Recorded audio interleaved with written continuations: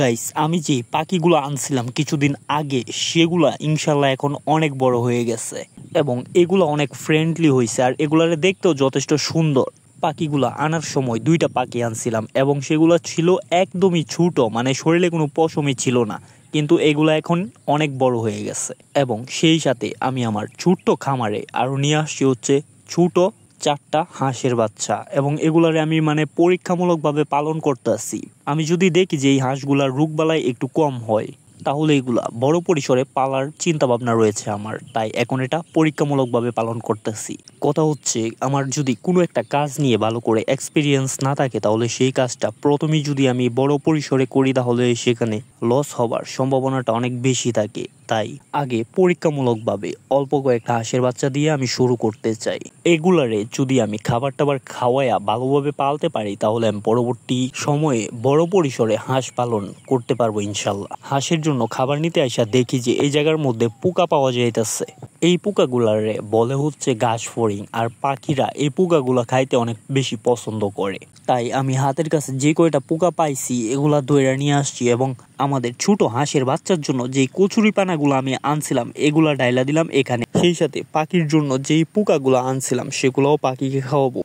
পাখিগুলা এই পোকাগুলা এত বেশি পছন্দ করে যে কি বলবো। বাট এই পোকাগুলা যেহেতু ধরতে একটু কষ্ট হয় তাই এদেরকে এই পোকাগুলা না খাওয়াই আমি খাওয়াই হচ্ছে ফিট, এবং মাঝে মাঝে যদি সুযোগ হয় তাহলে এই পোকাগুলা ধরে নিয়ে আসি এদের জন্য।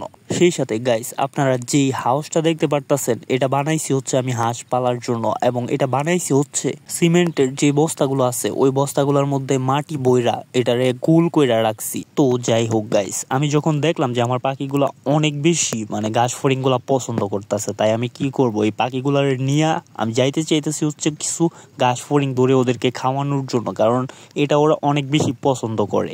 আপনাদেরকে তো বলতেই ভুলে গিয়েছিলাম এই হাঁস সম্পর্কে। এই হাঁসগুলা হচ্ছে চীনা হাঁস, চীনা ব্ল্যাক হয়তোবা। এগুলা বেশ বড় হয় এবং প্রত্যেকটা হাঁস ওজনের দিক থেকে 5 থেকে 6 কেজির মতো হবে যখন এগুলা পর্যাপ্ত বড় হবে। সেই সাথে আমি এই হাঁস সম্পর্কে আরো একটা জিনিস জানলাম, আর সেটা হচ্ছে যে এই হাঁসগুলা নাকি বড় হলে উড়াল দিতে পারে, পাখি যেরকম উড়াল দেয় এগুলাও উড়াল দিতে পারে। যাই হোক, আমার পাখিগুলাকে এখন আমি ফসলি জমিতে নিয়ে যাওয়ার চেষ্টা করব।